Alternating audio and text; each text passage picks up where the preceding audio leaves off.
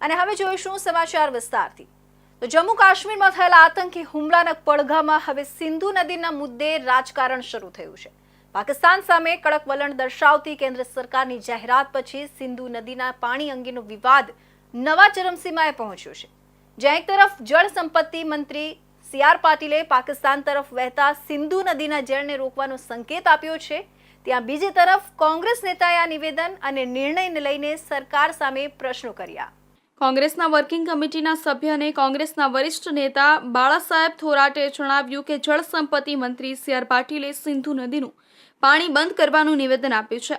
આ મુદ્દાને લઈને દેશભરના અનેક લોકો પોતાના નિવેદનો આપી રહ્યા છે અને કહી રહ્યા છે કે દેશ પાસે સિંધુ નદીનું પાણી પાકિસ્તાનને આપતા અટકાવવા માટે કોઈ વ્યવસ્થા નથી। લોકોને આ મુદ્દે ગેરમાર્ગે દોરાવવામાં આવી રહ્યા છે। હું કહેવા માંગુ છું કે આ પ્રકારની શંકા જ્યારે દેશભરમાં ઊભી થતી હોય ત્યારે કેન્દ્ર સરકારે આનો ખુલાસો કરવો જોઈએ અને સ્પષ્ટતા કરવી જોઈએ કે તેઓ સિંધુ નદીનું જળ કેવી રીતે બંધ કરી રહ્યા છે। જમ્મુ કાશ્મીરમાં થયેલા આતંકવાદી હુમલા બાદ પાકિસ્તાનને પાણી માટે મોહતાજ થવું પડશે તે પ્રકારનો નિર્ણય મોદી સરકાર દ્વારા લેવામાં આવ્યો હોવાનું સામે આવ્યું છે।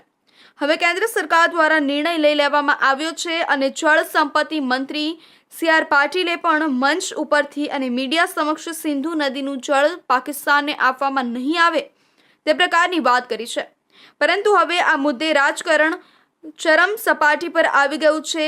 કેન્દ્ર સરકારના મુદ્દાને લઈને ભાજપ કોંગ્રેસ સામે આવીને સરકારે લીધેલા નિર્ણયની સ્પષ્ટતા કરવા માટે પડકાર ફેંકવામાં આવી રહ્યો છે। जिम्मेदारी दी है मुझे और हमारे सब साथियों को ये सूरत शहर में संगठन मजबूत करने के लिए संगठन सृजन अभियान पूरे गुजरात में शुरू किया है। राहुल जी ने अहमदाबाद में एक हमारे साथ मीटिंग भी की और ये जो संगठन सृजन अभियान है उसकी शुरुआत गुजरात में की है। तो हमें सब लोगों को जिम्मेदारी दी है, जो बाहर के स्टेट के बहुत सारे हैं और उनको जिम्मेदारी दी है कि जाके कांग्रेस को ज़मीनी स्तर पर मजबूत करने के लिए हमें काम करना है।